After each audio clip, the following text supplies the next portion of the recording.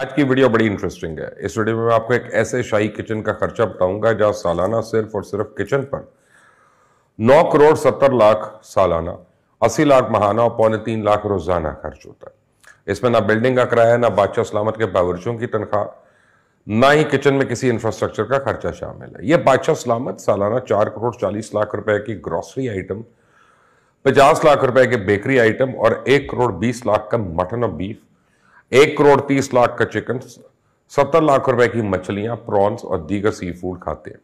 यह नहीं है कि बादशाह सलामत को सब्जियों से नफरत हो, ना ना ना ना। बादशाह सलामत 35 लाख रुपए की सब्जियां, 83 लाख रुपए के फ्रूट और 10 लाख रुपए के सिर्फ फ्रूट बास्केट्स इस्तेमाल करते हैं।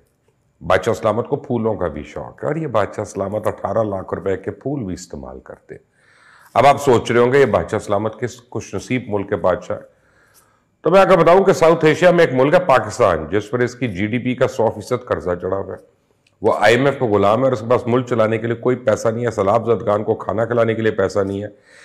लेकिन ये बादशाह सलामत इस मुल्क के बादशाह नहीं है, बल्कि एक सूबे यानी सूबा पंजाब के वजीर आला है। और ये खर्चा पंजाब के वजीर आला हाउस में सिर्फ एक किचन आइटम्स का है।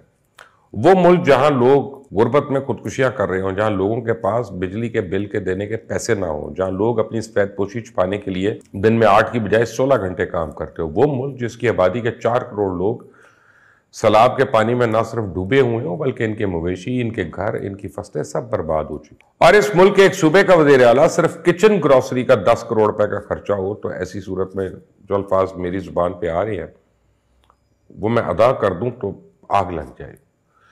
जबकि सूबे में 4 साल से इस जमात की हुकूमत है जो वजीर आजम हाउस की भैंस बेचकर कफायत शाहरी की तारीख रकम करती है, जो गवर्नर हाउस से लेके वजीर आजम हाउस तक यूनिवर्सिटी बनाने के झूठे वादे करते हैं। और इस सूबे में उस जमात की हुकूमत है जो गरीबों की दुनिया बदलकर उनको एक नई पहचान देना चाहती है। लेकिन बदकिस्मती ये सब ड्रामा है, इस नाटक है, ढोंग है। पर्दे के पीछे वही सब कुछ चल रहा है जो आज से कई साल पहले से चलता आ रहा है, जबकि ये तो एक छोटा सा ट्रेलर है। अभी मैं आपको बताऊंगा कि वजीर आला एक दिन में कितने बिस्किट के पैकेट और कितने किलो मक्खन खा लेता है। तो इससे पहले कुछ और अहम मालूमात भी आपको दे दूं कि पंजाब के बादशाह सलामत ने हाल ही में पंजाब हाउस में मार्बल, फ्लोर पॉलिश और फर्श को चमकदार करने के लिए 19 करोड़ 42 लाख रुपए खर्च करने की इजाजत दी। क्योंकि जो वजीर आला है ना, उनको पंजाब हाउस जरा मैला मैला सा लगता है। अब अगर स्पीकर और डिप्टी स्पीकर की अय्याशों की बात की जाए तो पंजाब असेंबली में स्पीकर और डिप्टी स्पीकर के लिए 93,40,000 का बजट है, जिसमें स्पीकर और डिप्टी स्पीकर की तनख्वाहों की मद में 29,40,000 रखे गए। घर की रेंट का अलाउंस 3 लाख, मेडिकल अलाउंस की मद में 5 लाख, ट्रैवल अलाउंस की मद में 12 लाख, अगर कहीं बाहर जाना पड़ जाए तो उसके लिए 30 लाख। और उसके अलावा भी बहुत सारे छोटे छोटे अखराजात शामिल हैं। इसके अलावा ऐवान के दूसरे मुलाजमीन जिनकी तादाद 285 के करीब है, इनकी तनख्वाहों की मद में 26 करोड़ सर्फ होते हैं। 36 करोड़ 80 लाख के करीब उन्हें अलाउंस दिए जाते हैं। 17 करोड़ के करीब उनको घर का अलाउंस दिया जाता है। फोन का अलाउंस 34 लाख तक दिया जाता है। चेयरमैन स्टैंडिंग कमेटी को स्पेशल अलाउंस की मद में 16 लाख रुपए दिए जाते हैं और एमपीएस की यूटिलिटी अलाउंसेस की मद में 6 करोड़ 55 लाख दिए जाते हैं। पेट्रोल और गाड़ियों की मेंटेनेंस की मद में 1 करोड़ 44 लाख सिर्फ चेयरमैन स्टैंडिंग कमेटी को दिए जाते हैं। एमपीएस को ऑफिस की मेंटेनेंस की मद में 3 करोड़ 40 लाख दिए जाते हैं। 1 करोड़ मेडिकल चार्जेस, 32 करोड़ 58 लाख सफर के अलाउंस और 2 करोड़ सिर्फ इस मद में रखे जाते हैं ताकि बैरून मुल्क सफर कर सके। अब बात करते हैं secretary, special secretary, additional secretary, security officers और दूसरे सबऑर्डिनेट्स की। उनकी तादाद 1203 है। इनकी तनख्वाहों की मद में 1 करोड़ 58 लाख के करीब खर्च होते हैं। 1 अरब 25 करोड़ इनको अलाउंस दिए जाते हैं। 36 करोड़ इनको घर के लिए अलाउंस दिया जाता है और 37 करोड़ कन्वेंस अलाउंस मिलता है।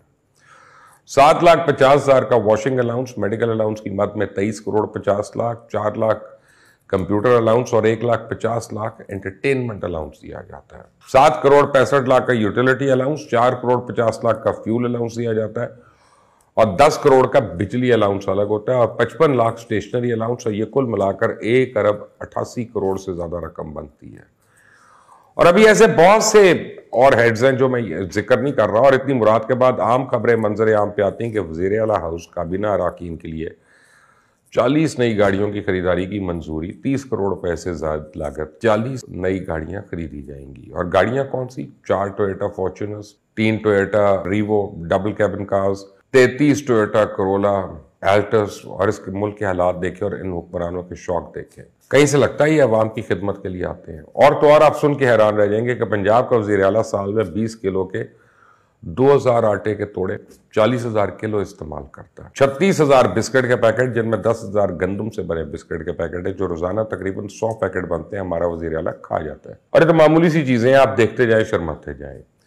वज़ीर आला पंजाब साहब 300 किलो एडमन नूरपुर का मक्खन, जबकि कई 100 किलो अलग चीज खा जाते हैं। उनको कावन गेट का चीज पसंद है। 1.5 करोड़ का चिकन लेने के बावजूद 3,000 पैकेट चिकन कनौर क्यूब्स के भी सालन में डलवाए जाते हैं। 1,500 कोल्ड ड्रिंक्स की 1.5 लीटर वाली बोतलें और 21,000 टन पैक कोल्ड ड्रिंक्स पी जाते हैं। मुझे तो ये भूख नहीं बल्कि हवस लग रही है।